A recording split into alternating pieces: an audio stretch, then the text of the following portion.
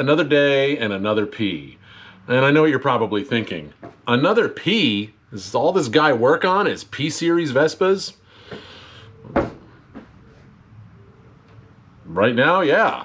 I mean, you know, it's not like I'm getting paid for this, and it is just a hobby, and it's just what's around right now. This guy belongs to another Italian friend of mine, Marco. Marco lives close by in the great state of Mississippi, and he is here doing some work, and he brought his Vespa down for some maintenance. Now, I've worked on this guy before. I rebuilt its engine several years ago. I've actually worked on it several years on and off, and done a bunch of various things to it, kept it running all these years, and it actually runs really great. But it's definitely in need of some, well, love. The suspension is pretty tired, the wiring is still original, and it, like I said, it's running good, and it's not exactly stock. I've done a few little modifications to it. We're gonna actually, well, I'm gonna do a few more. The main thing we're gonna do is this scooter's gonna get some new suspension, so I got some YSS shocks, front and rear for it. Got a fancy new cable set. I'm gonna do the T5 rear brake conversion, new wiring harness. Also, we got a switch. What is this? New horn, and we got a new clutch. We're gonna put a Kosa clutch in it. His clutch is still stock. It's the original 7-spring. This is the fancier Kosa version, which is got a softer, easier pull to it. It's going to make riding it a little bit more enjoyable. This should be, well, pretty straightforward. We're going to rip out the old wiring, throw in the new wiring, pull out the old cables, throw in the new cables. Nothing you haven't really seen on the channel before. One big reason for swapping out the wiring harness, well, is basically this guy right here. These are the wires that run to the engine. So you've got your hot wire off your stator, you got your ground wire. This green guy is the kill wire. Now on those old wiring harnesses from the 60s and 70s, when they made this wire, the green dye in it reacted with the copper that's inside of here. And over time, the copper basically eroded from the inside. What does happen is the insulation starts to come apart inside of the harness. So if you've got an older 60s, 70s Vespa with its original wiring and you can't get it started one day, more than likely it's probably your kill wire. Now on this scooter some years ago, a real easy fix is to basically just run a new wire from the engine all the way up to the headset and basically, well, new kill wire. In this round, we decided we're just going to kind of start fresh. We already need new cables. They're all basically old and stretched out, and it's time for a whole new set. And I figured if I'm going to do cables, might as well do this because we're already basically there. And then, well, he needed the suspension because it was soft, and it just basically needs a, you know, a good checkup. So I'm going to get started.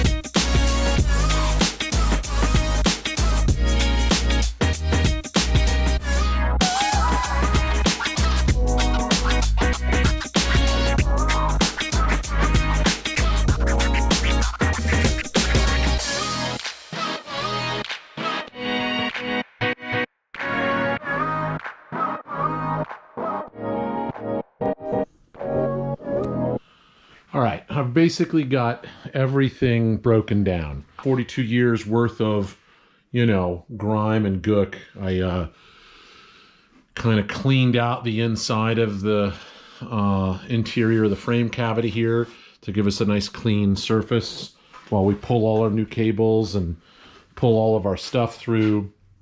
Got our kind of engine area cleaned up a little bit, cleaned up underneath, pulled the old rear shock off with the old upper mount, which we'll have to replace. One thing that I noticed, Marco had been complaining about a kind of a steering thud or a clunk. And he said that when he would ride, sometimes that the steering would kind of jerk and give him this like clunky sound. And the way he described it, it sounded to me like, well, of course, your suspension, the front shock is 42 years old. And it's, you know, there's just no hydraulic life left in it and it's just collapsing. But when I was messing around pulling the headset apart, I actually found that, let's see if we can get in there. We're kind of missing a bunch of bearings in the steering, the top of the headset here, or the top of the upper steering bearing here. So I'm actually going to take this off, and I'm actually just going to slide the fork out, inspect the bottom bearing, and if that looks trashed, I'll just take the whole thing out and replace it. I should probably just, well, I mean, they're 42 years old. I suppose I should just replace them anyway. And, well, I'm already at this point, so why not, you know, just go a little further.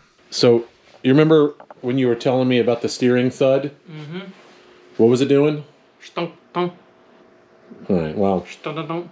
so you got to kind of come around this side and look at that top bearing. Oh no, it's missing all the... Yeah. I just saw that.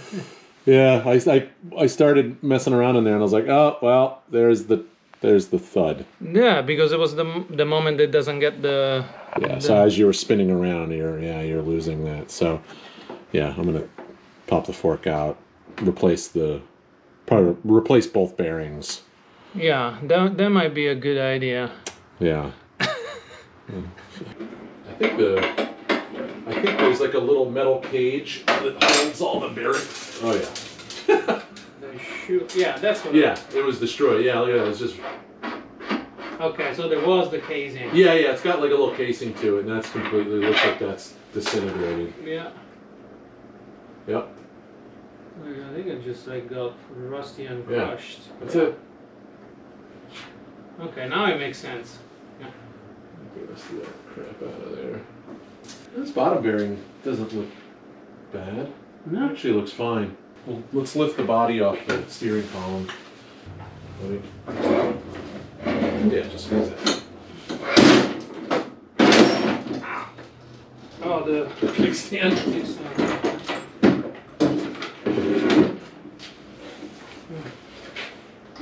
There you go. I've got the steering column back in. New bearings, all greased up, tightened up, ready to go. Wiring harness is installed. And I started installing all the cables and have everything basically laid in and ready to go. Now all that's left to do is finish hooking everything up, get all my wiring done, and then deal with this guy. Get it all cleaned up and get our new clutch swapped in. I'm also going to swap out the swing arm bushings and the rear shock bushing. All right, now in addition to replacing the wiring harness, the cables, and swapping out the clutch, I'm swapping a few other things, putting a new CDI on it. I replaced all the switches. Another thing I did was I picked up some new swing arm bushings, the rear shock bushing, and an upper shock mount from Klaus Studios. These guys right here. They make these fancy urethane bushings. So this will go in the swing arm. I've got one for the rear shock. And I've also got a new upper shock mount. For this upper shock mount, I'm going to have to drill a second hole in the body. And you can see the actual mount here is suspended in urethane around this metal casing. And this is way stronger than the original. This is the original upper shock mount. This sits in the body behind the fuel tank. The rear shock mounts to this, and you can kind of see that it's pretty compressed, and this is old. I mean, this was original to the scooter. And so this guy is replacing this guy.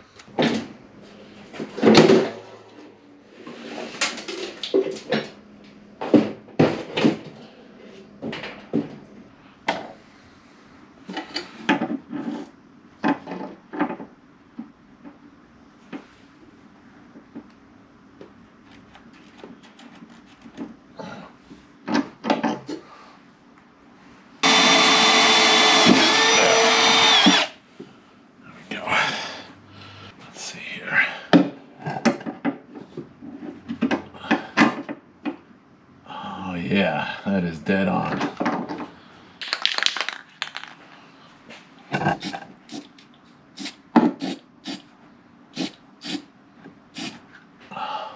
Just gonna hit it with a little bit of paint just to cover up the exposed bare metal, since we're right underneath where the tire is gonna be flinging a lot of stuff at it. So I'm gonna let that dry. I'm gonna toss this guy in.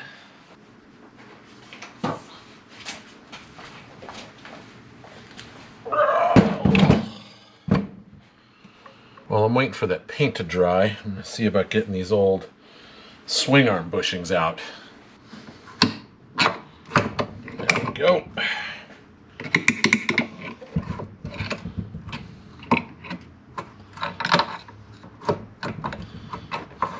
Alright, there's one. Oh, there it goes.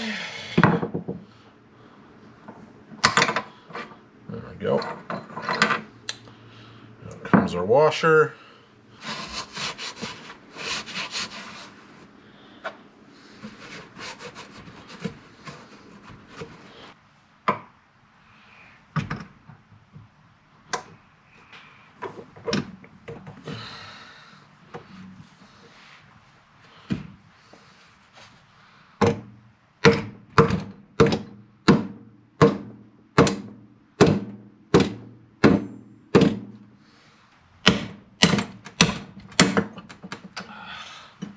Alright, I hadn't realized the camera battery had died while I was in the middle of doing this, but got the old bushing out, got the new bushing in. There we go. Pop this little plate off. There we go. Alright, next we got to loosen this up, so we need two special tools for this. A little keeper to hold the clutch in place, and this fancy looking little castle nut remover. And maybe I didn't get it seated. There it is. And oh, that's tight. Let's see. There we go. On either sides of the clutch, we'll just apply a little equal pressure. And there. She slides right out. Alright, so now while I've got the clutch out, I can also inspect the Woodruff key, and I can take a look at some of the internal components here. We're going to take a look at the oiler gear here, just make sure that this is okay, there's no cracks, it's not broken. And you can also kind of spin your Christmas tree gear here. You can look at it and just doesn't look like I see any uneven wear. Our oiler gear looks good, everything looks good, everything's nice and clean except for this blob of goo right here. We'll get that out of there. Alright, so I'm going to rotate the flywheel a little bit. There we go. So our Woodruff key is pointing up, and then I'm going to line up my slot for the key right at the top, and I'm just going to go ahead and slide this bad boy on in there. The Kosa clutch uses a different keeper nut, so it's got this well, funny looking wavy little washer right here, and it uses this nut which isn't quite round, it's actually a little oval, and as we tighten it up, it's going to made itself to the threads on the crankshaft, thus holding the clutch in place.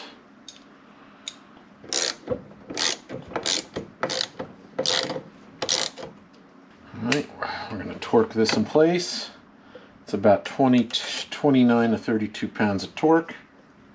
There we go. Now that I've got our clutch cover all cleaned up, did put a little bit of grease just to keep our little thrust bearing there in place. And I'm going to take some RTV sealant and I'm just going to go ahead and spread a little bit around this rubber O-ring. Since I don't have one to replace it. Another thing I did too was I sprayed this breather out with some degreaser and just blew it out with compressed air to make sure that it was nice and open.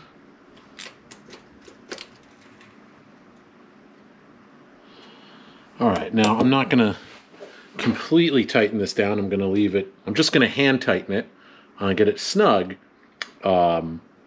And then now I'm just going to let that RTV sealant set up and dry, and then I'll come back and give it a little quick turn just to make it nice and tight, and that'll compress everything and seal it right up. So now that we've got our clutch in, I got to finish kind of cleaning up a little bit just to make a nice work surface. I've still got a few other things to do with the motor out. I've got to get the hole drilled for the T5 brake conversion, and I've got to take this hub off. And get our new arm installed. But I can do that when it's back in the frame, and I think it'll just be easier to do than it will be on the bench. But next up, I'm going to check that paint should be dry by now, and I can go ahead and install that rear shock mount.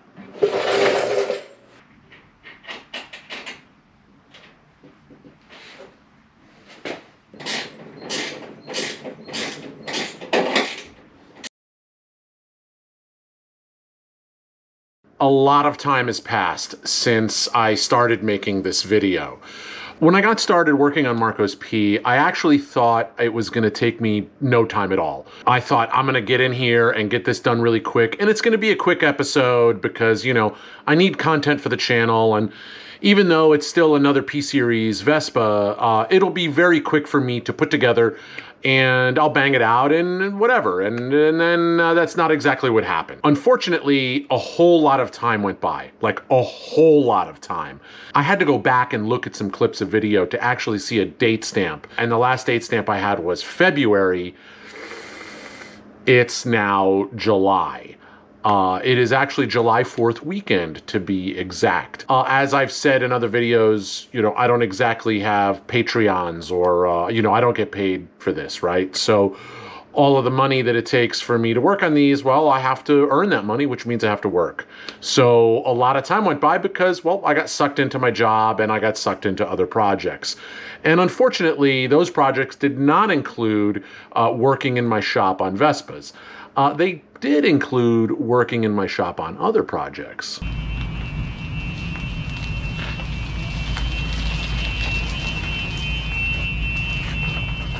But now that the summer is here and it is super hot outside, I wanted to start getting back into, you know, projects in air conditioning.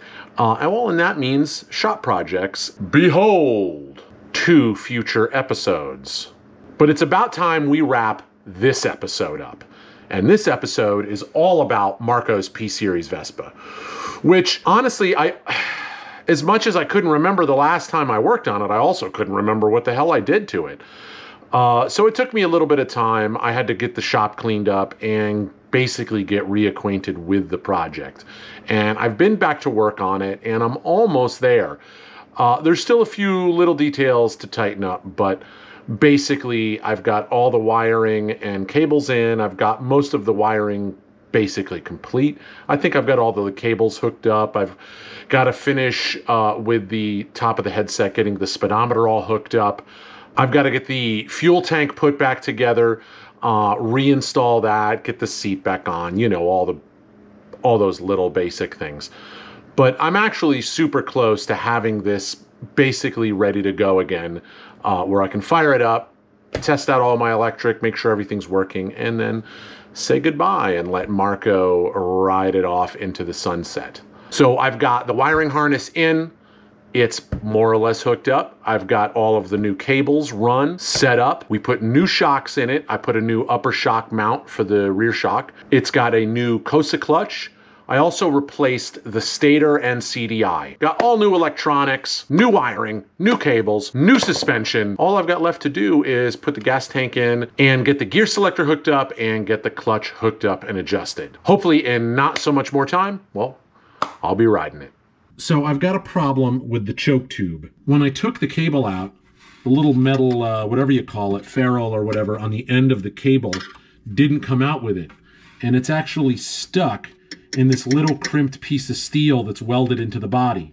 So the cable, you know, it's a stiff metal cable, and this end of the cable right here sticks into this little crimped steel tube, and then the choke lever grabs onto it. You pull on it, and it pulls on this stiff wire right here, this guy right here, and pulls on this. But when I go and release the choke, it doesn't go all the way back. So what's happening is the cable's, well, it's all knackered now because I've been messing with it, but I can't get the cable to stick in there, and I can't get that little piece out. I've tried everything. I tried sticking those extractor things used to get screws out in there. I've tried pounding it from the other side. I've heated it up. I've tried to grab it with picks and pull on it and yank on it, but it's just in a position in the body that's really difficult. I've removed the old choke cable. Just to demonstrate what's going on, if I try to put the end of the cable in the tube, this is as far in as I can go. So you see here, here's the edge of the little Johnny there. It's not going in. So this should be sitting right about there. I shouldn't see that piece of metal at all, but I cannot get it in here. And everything I've tried, pushing picks at it, trying to screw things into it, trying to push it from this way, I cannot get it out. So I'm giving up.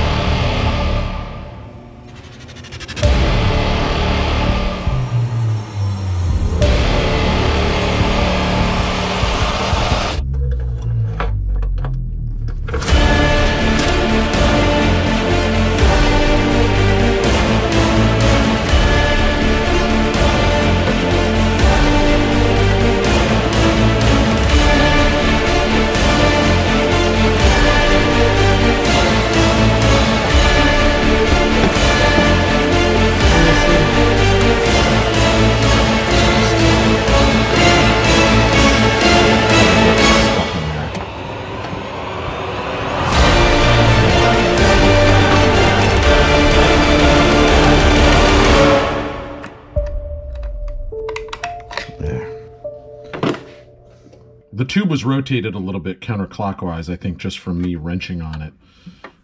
I was able to get a pair of channel locks in here, grab on, and slowly rotate back clockwise. And now it's smooth as silk.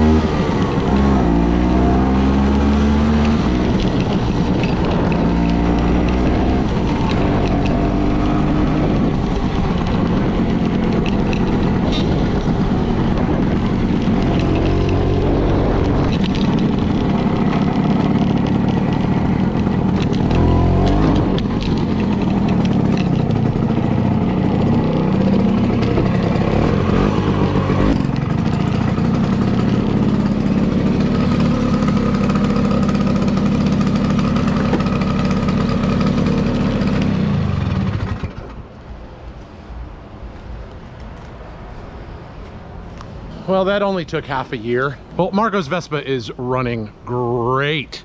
It's a huge difference. That suspension and the new Klaus mounts, it's a whole different bike. It is absolutely super tight, super responsive. It's running great. Still have a few little details that I gotta shore up, but you know, for the purposes of this video, this scooter's done. It's been a long time coming. I know that Marco's gonna be super happy that he's getting it back. Don't forget to hit like and subscribe so you can wait another half a year for me to work on some other stuff. But I got more stuff coming. It's coming, I swear. I swear. Swear.